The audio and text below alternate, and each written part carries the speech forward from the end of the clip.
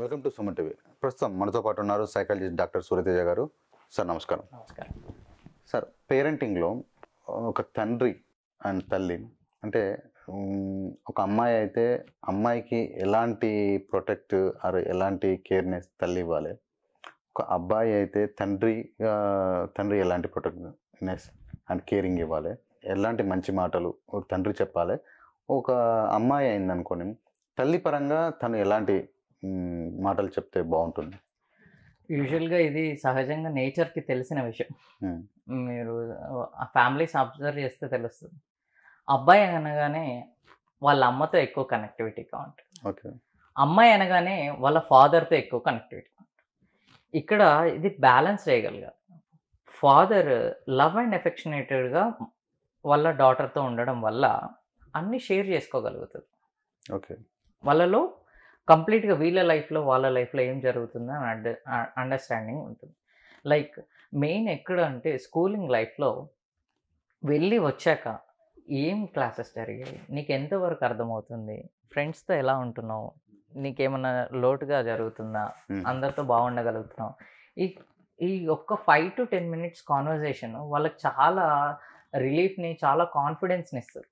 కనీసం ఈ 5 minutes 10 minutes conversation కూడా ఒక పేరెంట్ అనేది ఇవ్వలేకపోతున్నారు, లైక్ ఫాదర్ ఆర్ మదర్. ఇది లాస్ట్కి ఎగ్జామ్స్ అయిపోయాక ప్రోగ్రెస్ వచ్చినప్పుడు పట్టుకుంటే మాత్రం ఏమవుతుంది, అప్పుడు నువ్వు అనడం వల్ల ఏమీ ఉండదు. లైక్ నువ్వు ఎందుకు నువ్వు ఎప్పుడు ఎక్స్పెక్ట్ చేయకూడదు, రోజు ఎక్స్పెక్ట్ చేయాలి. ఓకే. నువ్వు స్టూడెంట్ అంటే చైల్డ్ ఎక్స్పెక్ట్ చేసేది నువ్వు రీచ్ అవ్వలేనప్పుడు ఫాదర్గా నువ్వు ఎక్స్పెక్ట్ చేసేది చైల్డ్ ఇవ్వలేడు. ఓకే. ఓకే. చైల్డ్ ఏం ఎక్స్పెక్ట్ చేస్తారంటే రోజు వాళ్ళు ఏదో అడుగుతారు, మనం అంత చెప్పాలి. సో ప్రాపర్గా తెలుస్తుంది అనమాట వాళ్ళకి ఏం జరుగుతుంది, వీళ్ళ లైఫ్లో ఏం జరుగుతుంది, వాళ్ళ లైఫ్లో ఏం జరుగుతుంది. ఇది సో డాటర్గా ఉంటే ఫాదర్ ఎక్కువ లవ్ అండ్ ఎఫెక్షన్ ఇవ్వాలి, మదర్ బాధ్యత తీసుకోవాలి. ఓకే. ఒకవేళ సన్ అయితే మదర్ లవ్ అండ్ ఎఫెక్షన్గా ఉన్న ఫాదర్ బాధ్యతగా తీసుకోవాలి. దానివల్ల ఏంటంటే సో ఒకరు బిట్ స్ట్రిక్ట్గా, ఒకరు రూల్స్ వాళ్ళకి దేనికి అప్రూవ్ చేయాలి, దేనికి డిసగ్రీ చేయాలని కొంత స్ట్రాటజిక్గా ఒకరుంటూ ఒకరు వాళ్ళ మనసులో ఉన్న విషయాలు తెలుసుకోవడానికి ప్రయత్నిస్తూ ఉండాలి. అవి రాత్రి వాళ్ళిద్దరూ షేర్ చేసుకోవాలి, పిల్లవాడికి తెలియకుండా. ఓకే. టైం వాళ్ళు స్పెండ్ చేయాలి, వాళ్ళు పిల్లల కోసం టైం స్పెండ్ చేయాలి. మరి ఏమంటుంది బిడ్డ, ఏమంటుంది, నువ్వు పిక్నిక్ వద్దన్నావు కదా, హర్ట్ అయింది. సో అట్లా అబ్బాయి ఏమంటున్నాడు అట్లా. సో ఓకే, దాన్ని ఎలా మళ్ళీ కంపెన్సేట్ చేయాలి, వాళ్ళని ఎలా వాళ్ళు దాన్ని తీసుకోకుండా, దాన్ని హర్టింగ్గా తీసుకోకుండా ఎలా వాళ్ళకి అర్థమయ్యేలా చెప్పాలి. They have to work on it అనమాట.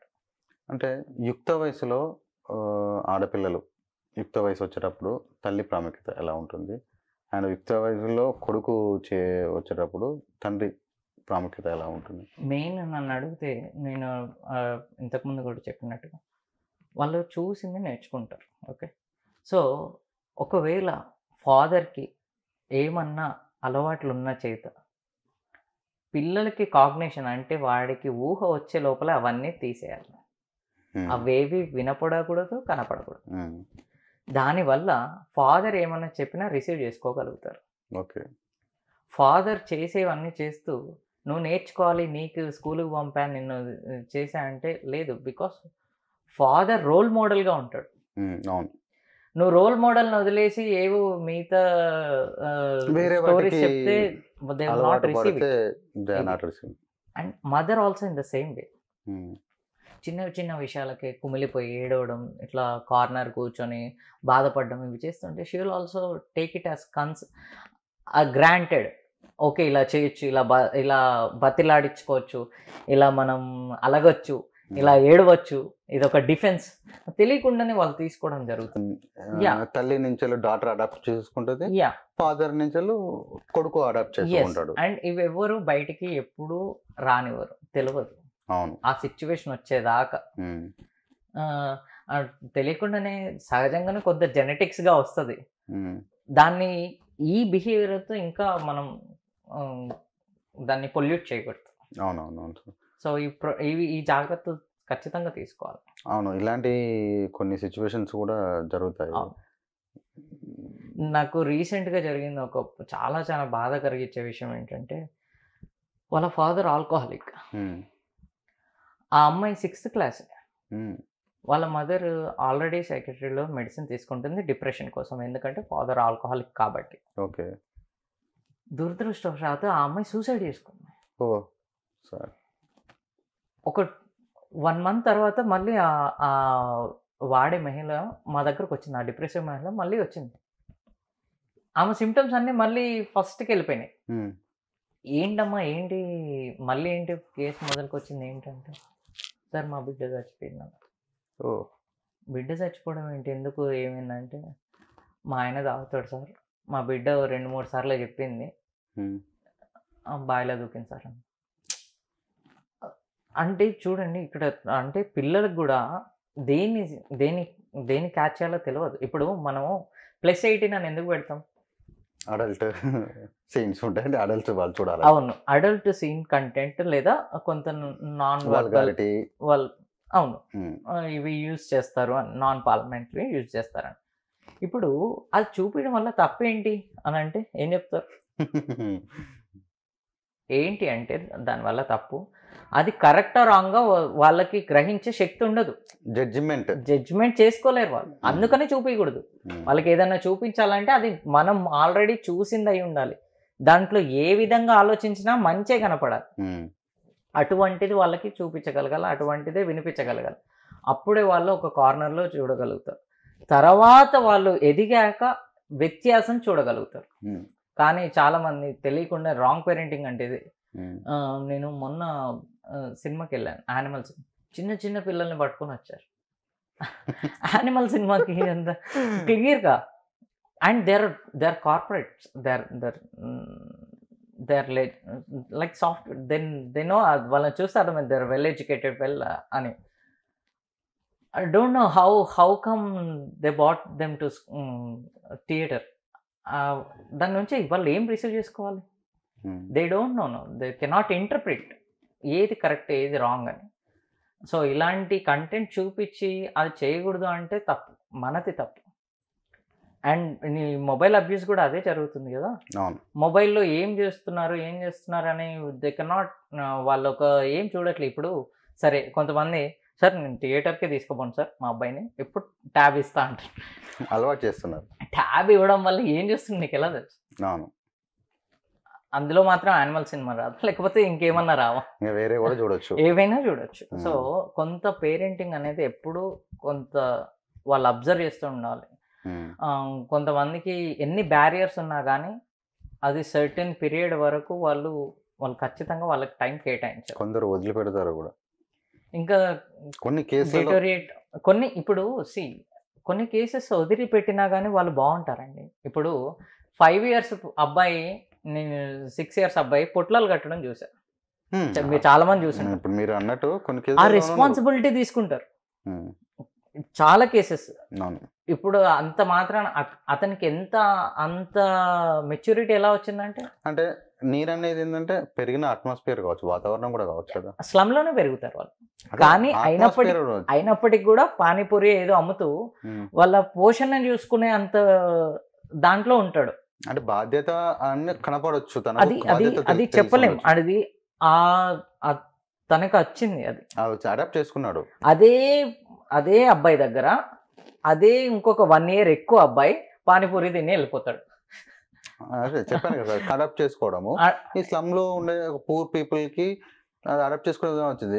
అదే ఒక డబ్బున్న వ్యక్తి, ఒక డబ్బు ఉన్న కుటుంబంలో పుట్టిన వ్యక్తికి అడాప్టేషన్ రాదు. అంటే పరిస్థితులు నాట్ రియల్లీ డబ్బు ఉంది డబ్బు లేదని కాదు. ఇక్కడ వ్యత్యాసం ఏంటంటే పరిస్థితిని వాళ్ళు సరిగ్గా గ్రహించడం. అందరూ గ్రహించలేరు అలా. ఇప్పుడు కొంతమంది అలానే స్లమ్ లో చాలా మంది కూడా ఇంకా వివిధ పనులు చేసే వాళ్ళు ఉన్నారు. అవును, రోడ్ సైడ్ బెగ్ చేయడం, అట్లా చేయడం చాలా చేస్తూ ఉంటాం. చిన్న పిక్ పాకెటింగ్ చేసే వాళ్ళు ఉన్నారు. ముంబైలో మోస్ట్ కేసెస్ ఉంటాయి. సో ఇక్కడ అలానే కష్టపడి పనిచేసే వాళ్ళు ఉన్నారు, అలానే మిగతా అడ్డదారులు తొక్కిన వాళ్ళు కూడా ఉన్నారు. థింగ్ ఏంటంటే ఎవరిని ఎటు ప్రేరేపిస్తున్నాం, వాళ్ళకి ఎలా అర్థమయ్యేలాగా రీచ్ ఇస్తున్నాం, అది ఇంపార్టెంట్. ఇప్పుడు వాళ్ళలో ఖచ్చితంగా పేరెంటింగ్ బాగా జరిగిందని అర్థం. ఎవరైతే ఆ బాధ్యత తీసుకుంటున్నాడు చిన్నప్పుడే నువ్వే ఇంకా పెద్ద, నువ్వే ఫ్యామిలీని లీడ్ చేయాల్సి ఉంటుంది, నువ్వు చాలా రెస్పాన్సిబుల్ తీసుకోవాలి, ఆ బాధ్యత పెట్టే కొద్దీ వాళ్ళు తీసుకోగలిగారు. అదే కొంతమంది వామ్మో ఇంత చిన్నప్పుడే నాకు ఇంత బాధ్యతలు ఏంటని డిప్రెస్ అయ్యే వాళ్ళు ఉంటారు.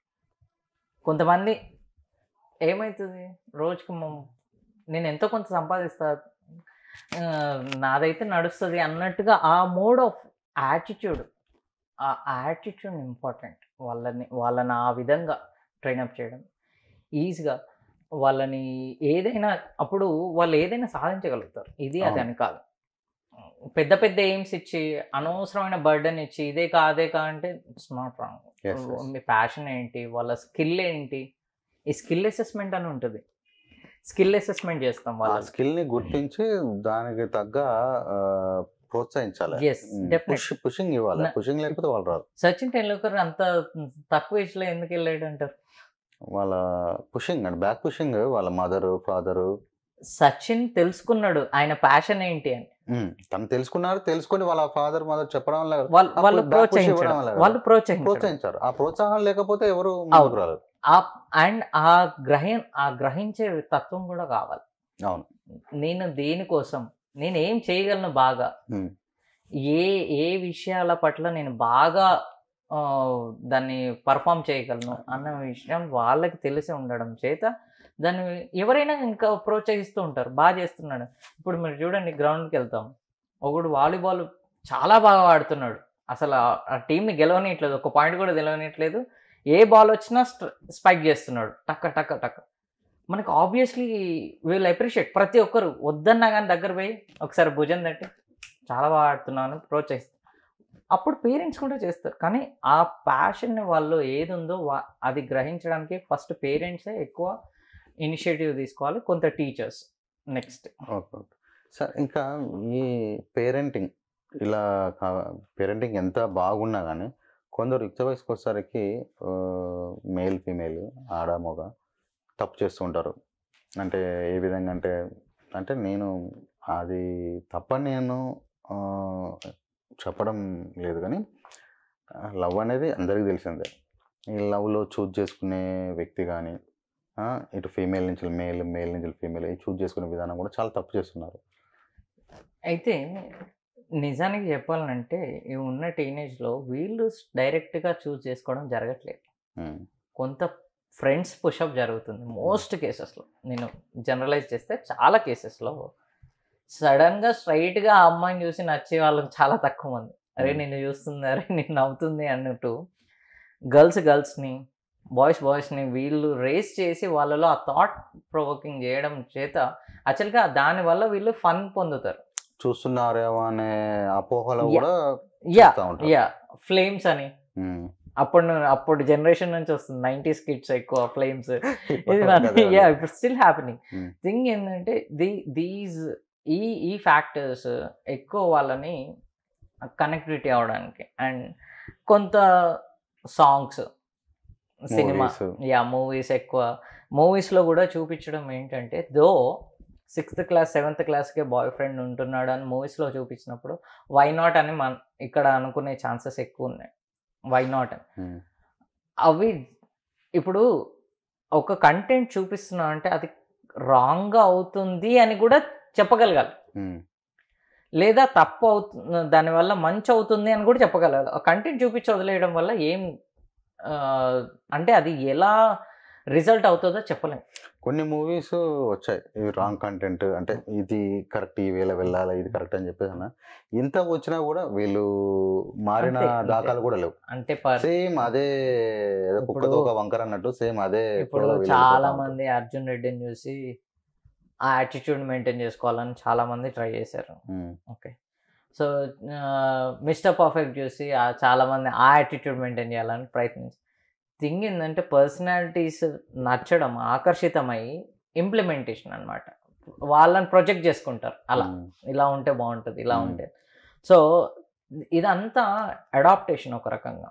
లైక్ వాళ్ళు ఒక్కొక్క క్యారెక్టర్స్ని తీసుకోవడం, వాళ్ళ సహజం కాకపోయినప్పటికీ, వాళ్ళు అలాంటి కాకపోయినప్పటికీ ఇంతకుముందు ఎప్పుడు బూతులు మాట్లాడకపోయి ఉండి లేకపోతే ఆ యాటిట్యూడ్ చూపించకపోయి ఉండేవాళ్ళు. అవును. కానీ ఆ తర్వాత నుంచి పుష్ప ఉమ్. చాలా ఇన్ఫ్లుయెన్స్ అయింది పుష్ప. సో అంటే ఫిలింని ఫిలిం లాగా చూడడం మానేశారు. దాన్ని అంతవరకే. సో అక్కడి వరకే, అది ఎంటర్టైన్ వరకు, ఆ స్క్రీన్ వరకే పరిమితం, ఆ థియేటర్ వరకే పరిమితం, ఆ రీల్ వరకే పరిమితం అనుకోకుండా they are implementing in to their life. Own adapting దాన్ని చేసుకుంటున్నాను. అట్లా ప్రొటెక్ట్ చేసుకోవడం చేసుకుంటున్నారు. వల్ల అవి రాంగ్గా లీడ్ అవుతాయి. Okay. Thank you sir. Thank thank you you very so much. Much.